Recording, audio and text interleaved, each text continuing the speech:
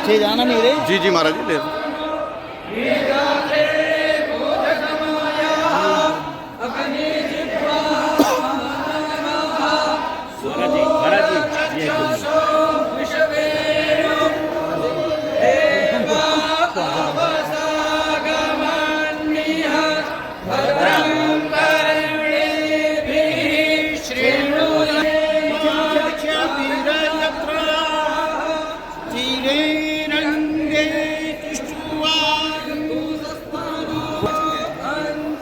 भैया इधर नहीं आना है, ये इधर फ्रेम से पीछे।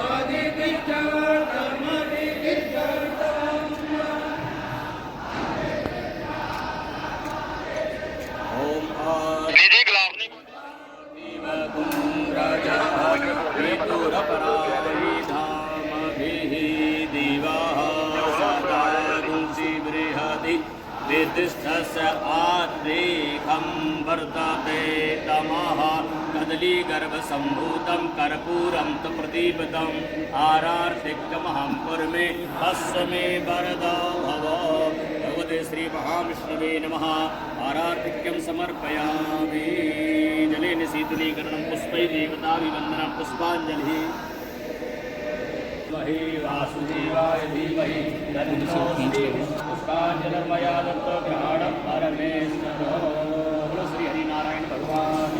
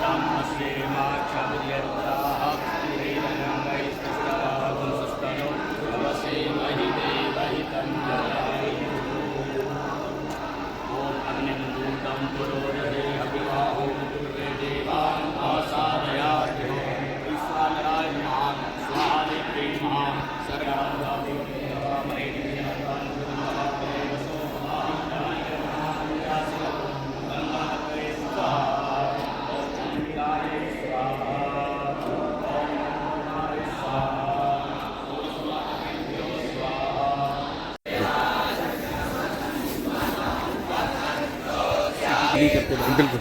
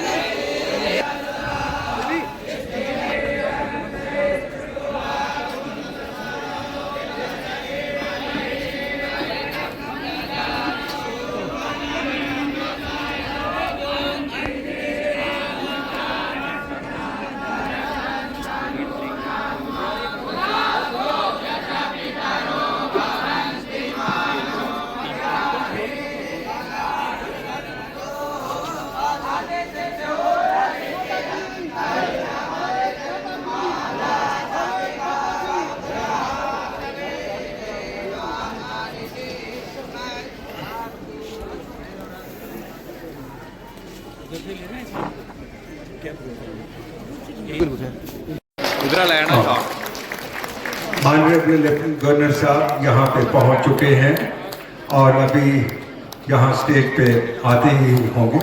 यूँ ही आते हैं, आप सब ने उनका स्वागत यहाँ पे पहुँच गए हैं। बहुत बहुत शुक्रिया।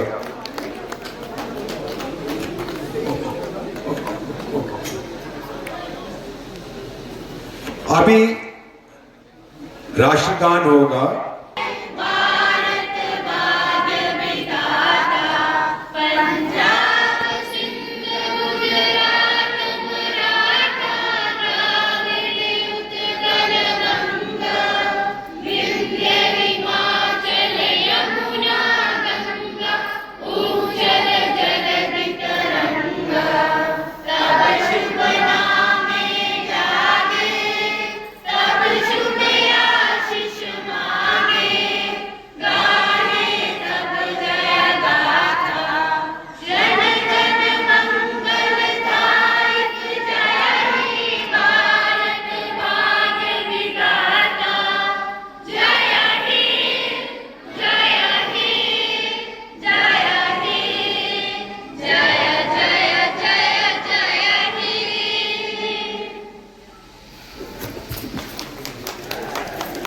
अपने अपने स्थान पर बैठ जाएं।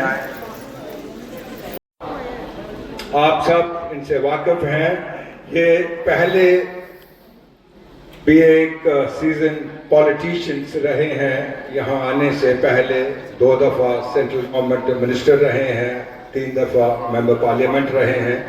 और यहाँ पर ये 7 अगस्त 2020 में यहाँ पे आए थे। इन्होंने ऑनरेबल लेफ्टिनेंट गवर्नर साहब का ओहदा संभाला था।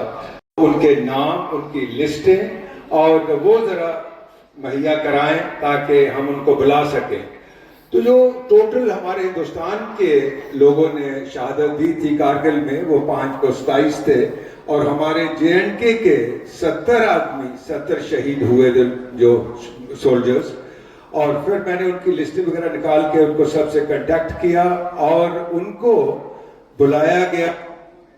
और उसके लिए फिर इन्होंने ये डिसाइड किया कि उनको हम कारगिल में ले जा करके वहां उनसे पूजा करवाई जाएगी।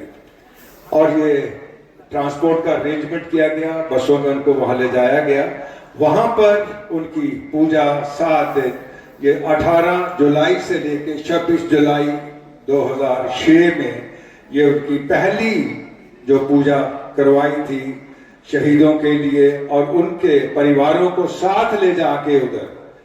और उसके बाद फिर वापस श्रीनगर तक तो ट्रांसपोर्ट में लाया गया, लेकिन श्रीनगर से उनके लिए एक उन्होंने प्लेन चार्टर किया, उस प्लेन में बिठा के सबको जम्मू में लाया गया। और ये उनका पहला जो एक बहुत बड़ा कार्य था जो उन्होंने कारगिल में किया, जब JNK में किया था। ये जहां तक शहीदों की बात है, शहीदों को हमेशा हर आदमी, हर देश, हर स्टेट उनको बाकायदा एक बहुत बड़ा ऊंचा रुतबा देते हैं, उनको याद करते हैं। ये कहते भी हैं कि शहीदों की चिताओं पर लगेंगे मेले, हर बरस मेले, जो बदन पर मरते हैं उनका बस यही एक निशान होगा। ये था लोगों का जो पहले हो रहा था, लेकिन जो उनके शहीदों के मन के लिए, शहीदों की आत्मा के लिए, शहीद उसको शांति देने के लिए जो पूजा, ये दुनिया में शायद पहली बार कोई ऐसा किसी संत महात्मा ने किया होगा। इन्होंने जो किया और उसमें जो लड़ते लड़ते अपने प्राणों की आहुति दी थी। इसी तरह से प्यारी जी हैं, इनके हस्बैंड सूबेदार बहादुर सिंह जी थे, उन्होंने लड़ते लड़ते अपनी जान गंवाई। इसी तरह से और बहुत सारे हैं। उनको भी जब वहां पर ले जाके उन्होंने जगह भी देखी, कहाँ कहाँ हमारे हस्बैंड, हमारे बेटा, हमारे भाई, हमारे बहनों ने, कि वो कहाँ कहाँ उन्होंने लड़ाई करी थी। और वो उससे उनको भी मन में तसल्ली होती है। और ये जब ऐसे कार्य होते हैं तो उनको थोड़ा सा अच्छा भी लगता है कि ये उनके लिए, उनके मरणोपरांत भी उनका इतना पूजा की जा रही है और उनका इतना नाम लिया जा रहा है।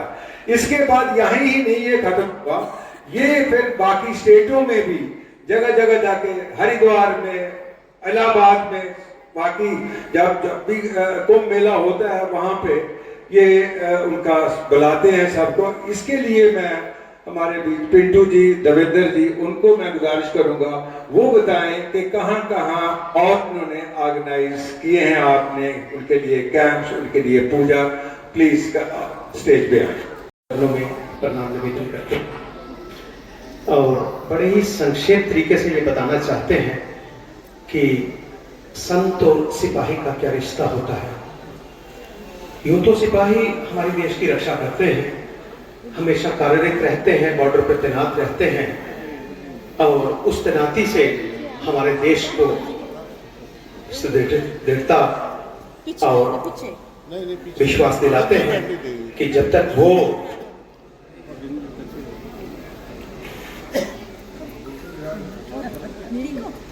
वो वहां खड़े हैं तब तक देश बिल्कुल सेफ है। हम सब कार्य सुचारू रूप से अपने देश में कर सकते हैं। सिपाही की सेवा जो है वो एक निर्धारित समय की रहती है, पर संत बालक योगेश्वर दास जी महाराज जी जैसे जो सिपाही हैं उसके वो 11 वर्ष की आयु में अपने घर बार को छोड़ करके और आजीवन काल के लिए देश की सेवा और सिपाहियों की सेवा का संकल्प रखते हैं। कितनी बड़ी बात है। आज हमारे युग में, हमारे भारतवर्ष में ऐसे संत हैं जो सिपाहियों को याद करते हैं, जो सब कुछ अपने देश में निछावर करते हैं। ये महामहिम जी संयोग कुछ यूं बना है कि ये 41वां अति महायज्ञ है देश के अमरवीर शहीदों की याद में, जो देश को अर्पित किया जा रहा है। ऐसे अति विष्णु महायज्ञ जो महाराष्ट्र ने करे हैं, उसका परिणाम स्वरूप आज बहुत से ऐसे बच्चे हैं जो कल बहुत छोटे थे, आज वो आर्मी ज्वाइन कर चुके हैं और आर्मी में देश की रक्षा कर रहे हैं। ये प्रेरणा उन्हें इसी मंच से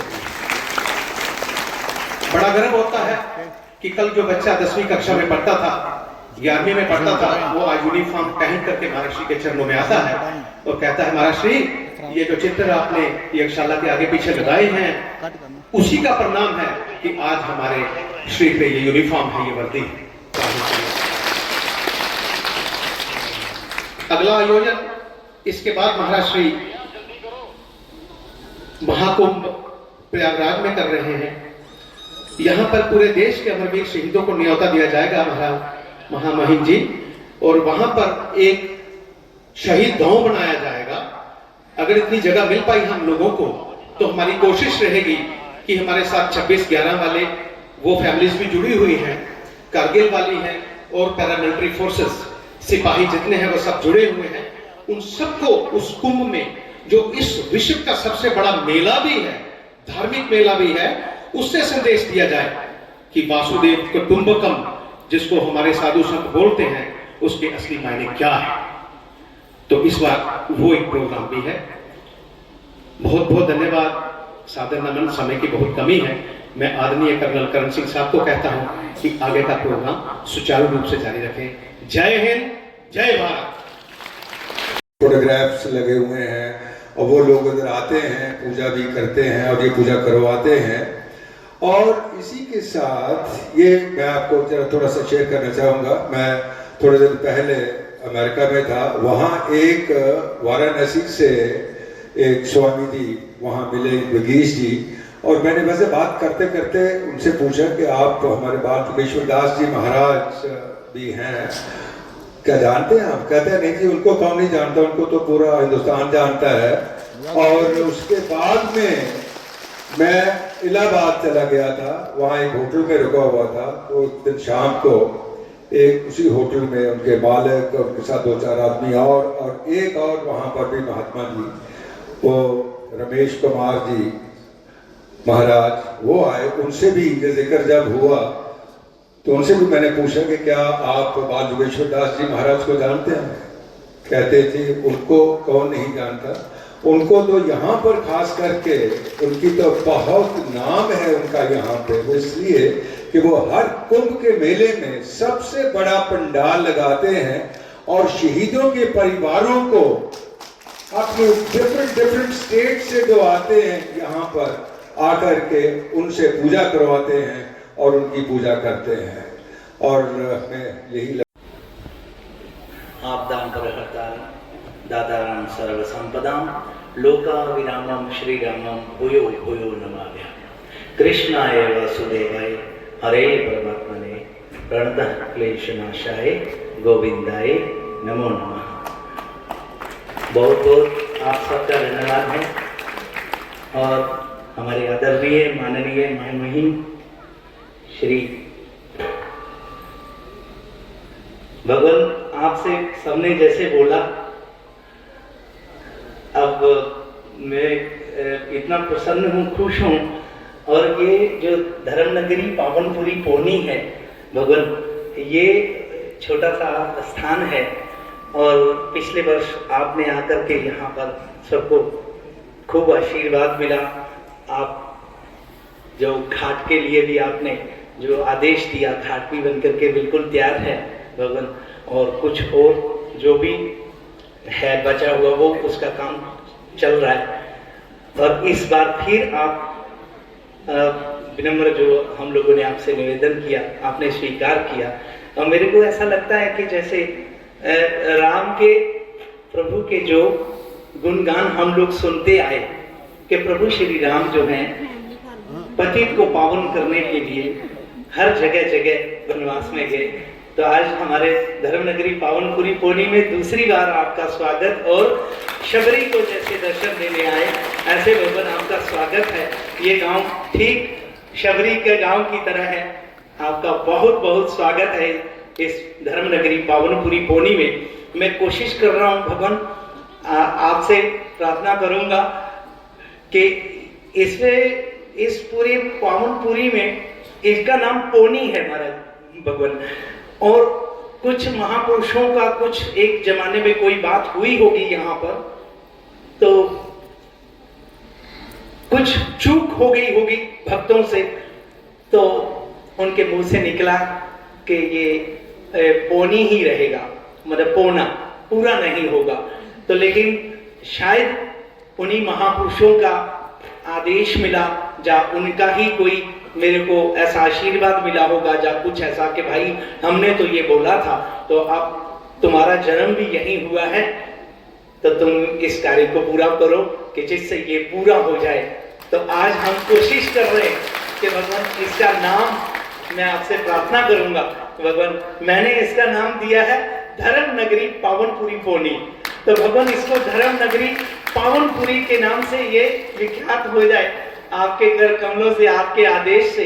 तो ये महापुरुषों का जो उस वक्त कुछ इस तरह से किसी भक्तों की चूक हुई होगी, तो वो आज शायद आपके द्वारा तो ये आशीर्वाद मिल जाए, तो ये पावनपुरी हो जाए। और भारत के अमरवीर शहीदों की पुण्य स्मृति में जैसे यज्ञ करते हैं, अति विष्णु महायज्ञ। मेरे इष्ट देव नारायण हैं, मैं बचपन से ही बद्रीनाथ में रहता हूँ और वहीं पे रह करके आज 40 वर्ष होने जा रहे भगवान। तो 40 वर्षों से वहीं पे साधना और महापुरुषों का सानिध्य प्राप्त हुआ। भगवान की कृपा से, भगवान के चरणों का आशीर्वाद और उनकी पूजा का सौभाग्य मिलता रहा। तो इसी तरह से वहां पर, तो आज इस जगह पे जब आते हैं तो ऐसा मन में हुआ कि पक्की यज्ञशाला बन जाए। और पक्की यज्ञशाला में हमेशा बांस बल्लियों से पहले बनाया जाता था, तो अब पक्की यज्ञशाला भी यहाँ के लोगों के सहयोग से सभी लोगों ने बनवा दी। और भगवान आपने जो भगवान नारायण का जो दर्शन किया विराट रूप, ये यहाँ के जितने भी हमारे जम्मू कश्मीर के लोग थे, सबको एक मैसेज दिया था, संदेश दिया था कि आपके घर में जो भी टूटे फूटे बर्तन हैं, पीतल के, कांसे के, तांबे के, जो उपयोग में नहीं आते हैं, वो आप यहाँ दे सकते हैं। तो उस बर्तनों से ये भगवान का स्वरूप बनाया गया है भगवान। और सभी के बर्तन पहले उन्होंने, बुजुर्गों ने अपने अपने घर में उसमें भोजन बना होगा, सभी बच्चों ने भोजन किया, प्रसाद पाया, भोजन से संतुष्ट हुए, पुष्ट हुए, और वो बर्तन फिर आप काम के नहीं थे तो आज भगवान बन गए। ये इतना खुशी का एक मैसेज है कि जब वो देखते हैं भगवान आकर के लोग यहाँ बहुत हैं। भगवान आपको बताऊं, यहाँ पे बहुत बुजुर्ग माताएं अभी भी हैं जो 102 साल, 4 साल, 100 साल की हैं, जिन्होंने यहाँ पे अपने बर्तन ला करके कहा कि ये मेरी सासू माँ के दहेज का है। तो ऐसे ऐसे बर्तन भी यहाँ आए और उन बर्तनों से यहाँ भगवान का स्वरूप बना।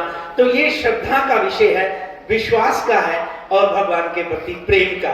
तो ये प्रेम का प्रतीक जो है नारायण का जो स्वरूप, जो अपने इष्ट देव हैं, यहाँ पर साक्षात विराजमान हुए। आज आपके कर कमलों के द्वारा लोकार्पण हुआ। लोग आएंगे, अपनी श्रद्धा और विश्वास और प्रेम के साथ दर्शन करेंगे इस जगह पे। भगवान इसी तरह से यज्ञों का जो सिलसिला है, जो इस तरह से लगातार, तो ये यहाँ पर 11वां अति विष्णु महायज्ञ है, लगातार चल रहा है और बाकी 41 महायज्ञ हो चुके हैं। तो इसी तरह से हर जगह जगह जाते रहते हैं यज्ञ के लिए और भारत के अमरवीर शहीदों की याद में करते हैं और उनके परिजनों को लेकर के जाता हूं भगवान। और जितने भी हमारे कुंभ होते हैं हर जगह जगह, अभी चारों कुंभ इनको जो शहीद फैमिली है सबको करवा दिए, कई वर्षों से करवा रहे हैं। तो चारों कुंभ हो चुके हैं। अभी इस बार तो चलो प्रयागराज में भगवान की कृपा से वहां पर भी होगा। तो भगवान आपसे जो है फिर दोबारा आपको बारंबार मैं बहुत प्रसन्न हूं, आपका स्वागत है। वास्तव में मेरे को खुशी के मारे कुछ ऐसा बोलने को आ नहीं रहा है मैं, क्योंकि पहली बार में ही लोगों ने कहा था कि क्या यहाँ पे राज्यपाल साहब आ रहे हैं, उनको लोगों को विश्वास नहीं होता है। और ऐसे ही था कि जब प्रभु श्री राम शबरी की कुटिया की तरफ जा रहे थे तो बड़े बड़े महापुरुष और सब यही सोच विचार में थे कि मेरी कुटिया में आएंगे, मेरे प्रभु मेरी कुटिया में आएंगे। लेकिन उन्हीं महापुरुषों से भगवान श्री राम जी ने पूछा कि शबरी की कुटिया कहाँ है, मुझे वहां आप सब मिलके ले चलो। तो आज हम सब धन्य हैं आपके यहाँ आने से, बहुत खुशी है। भगवान आपका स्वागत है। नमस्कार, प्रणाम। बिल्कुल साइड पे होता था उस वक्त भी था ये। और ये आपका बहुत बहुत शुक्रिया कि आपने इसका पूरा कर दिया पौनी को, जो नाम भी रख के धर्मनगरी। और ये जो सारा कुछ यहाँ पे खेल रचाया है, ये खास करके लोगों के लिए, इस पूरे इलाके की पब्लिक के लिए, और खास करके फिर मैं कहूँगा कि जो शहीद हुए हैं उनके परिवारों के लिए एक ये बहुत ही अच्छी जगह बनी है। और इसके लिए आपका बहुत बहुत शुक्रिया, बहुत बहुत धन्यवाद। आप मंच पे आइए, आप स्टेज पे आइए रोस्टर के सामने और अपने ख्यालात बताइए लोगों को। धन्यवाद।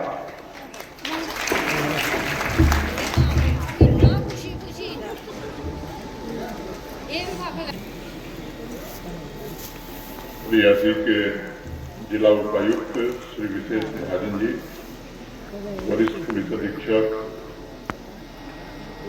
प्रशासन के सभी अधिकारी, अमरवीर शहीदों के परिजन, वीर नारी, उपस्थित माताएं बहनें, पावन धरा कौमी के सभी बंधु, देवियों, सज्जनों और मित्रों, ये मेरा परम सौभाग्य है कि अमर जवान शौर्य स्थल के लोकार्पण के लगभग 2 वर्ष पश्चात मुझे पुनः इस पवित्र धारापानी पर आने तथा वीर शहीदों के परिजनों को नमन करने और ब्रह्म स्वरूप परम पूज्य योगेश्वर महाराज जी के दर्शन का एक साथ अवसर प्राप्त हुआ है। मैं अद्भुत पराक्रम, शौर्य एवं बलिदान के प्रति शूरवीरों को श्रद्धांजलि अर्पित करता हूँ। उनके समर्पण, वीरता और कर्तव्य के प्रतिनिष्ठा ने न सिर्फ देश के आदर्शों की रक्षा की है, बल्कि राष्ट्रीय विकास में भी अप्रतिम योगदान दिया है। आज जम्मू कश्मीर के भी हर क्षेत्र में नई ऊर्जा, समाज में नया आत्मविश्वास हमारे अमर वीरों के त्याग और बलिदान का ही परिणाम है। परम पूज्य संत श्री बालक योगेश्वर दास जी महाराज ने अति विष्णु महायज्ञ के द्वारा अमर शहीदों के त्याग को समाज के लिए एक प्रेरणादायी परंपरा के रूप में परिवर्तित करने का भगीरथ कार्य किया है। मुझे विश्वास है कि आने वाले दशकों एवं सदियों पौनी की पवित्र धरा पर अमर शहीदों की वीरता को संपूर्ण राष्ट्र का स्नेह, कृतज्ञता और सम्मान सदैव मिलता रहेगा। मित्रों, मुझे याद है 1 दिसंबर 2022 को अमर वीर शहीदों की स्मृति में अति विश्व महायज्ञ के आयोजन में मैं आया था और उस समय एक बात हमने कही थी कि हवन की वेदी से जो पवित्र लपटें उठ रही हैं वह जम्मू कश्मीर की रक्षा करेंगे। भारत के मुकुटमणि कहे जाने वाले इस क्षेत्र के तीव्र और समावेशी विकास का मार्ग भी यही प्रशस्त कर रहा है। इन 2 वर्षों में बहुत कुछ बदला।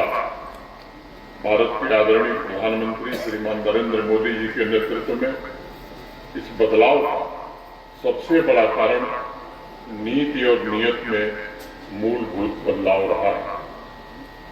अगस्त 2020 से निरंतर एक प्रगतिशील और आधुनिक जम्मू कश्मीर के निर्माण के लिए ईमानदारी और निष्ठा से काम किया गया है। अपने नीति निर्माताओं के सपनों को साकार करने के लिए जम्मू कश्मीर प्रशासन ने समृद्ध जम्मू कश्मीर की एक कल्पना की। एक ऐसा जम्मू कश्मीर जिसे दशकों तक पुराने भेदभाव और गरीबी के बोझ से छुटकारा दिलाया जा सके, जहां साइंस, स्वास्थ्य और शिक्षा की रोशनी अंधेरे को चीरते हुए हर एक इलाके को मुख्य धारा से जोड़ सके। मुझे बताते हुए प्रसन्नता है कि पिछले 4-5 वर्षों में इन सपनों को साकार करने की दिशा में हमने कई पड़ाव पार किए। एक ऐसे जम्मू कश्मीर के निर्माण की ओर हम आगे बढ़े हैं जहां सामाजिक समानता सर्वोपरि और जहां सभी नागरिक समान आर्थिक अवसर का आनंद ले सकें, इसकी व्यवस्था सुनिश्चित करने में भी हम आगे बढ़े। समर्पण भाव से एक ऐसे जम्मू कश्मीर का निर्माण हो जहां समाज के किसी भी वर्ग को अन्याय और शोषण का सामना न करना पड़े, इस दिशा में भी हम आगे बढ़े।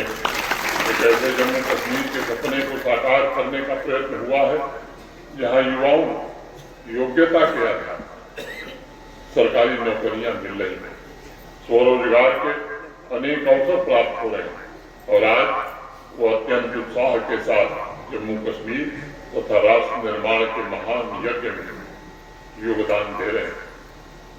यहाँ सिस्टम की सफाई में काफी समय लगा, लेकिन मुझे प्रसन्नता है कि तमाम चुनौतियों के बीच हमारे सहयोगियों की कड़ी मेहनत के द्वारा प्रशासन ने युवा शक्ति के सपनों को साकार करने के लिए आज एक अनुकूल वातावरण बनाने में सफलता पाई है। पिछले 4-5 वर्षों में 7 लाख से ज्यादा नौजवानों को उद्यमिता तथा रोजगार के प्रत्यक्ष एवं अप्रत्यक्ष अवसर उपलब्ध हुए हैं। योग्यता के आधार पर, पारदर्शिता के आधार पर 42,000 से ज्यादा युवाओं को सरकारी नौकरी पिछले 4 वर्षों में मिली। महाराज जी ने हर एक नागरिक के लिए इस अवसर को उपलब्ध कराया है और पौनी को एक पवित्र तीर्थ के रूप में परिवर्तित किया है। अब अस्थायी सौरस्थल रियासी की हमारी युवा पीढ़ी के लिए ये निश्चित रूप से एक प्रेरणा का बड़ा केंद्र होगा। यह स्मारक हमारी युवा पीढ़ी को शहीदों की देशभक्ति और कुर्बानी के आदर्शों तथा मूल्यों पर विचार करने के लिए सदैव प्रेरित करता रहेगा। पुनः एक बार महाराज जी के चरणों में प्रणाम करते हुए, आप सबको नमन करते हुए मैं अपनी बात को यहीं विराम देता हूँ। जय हिंद, जय भारत।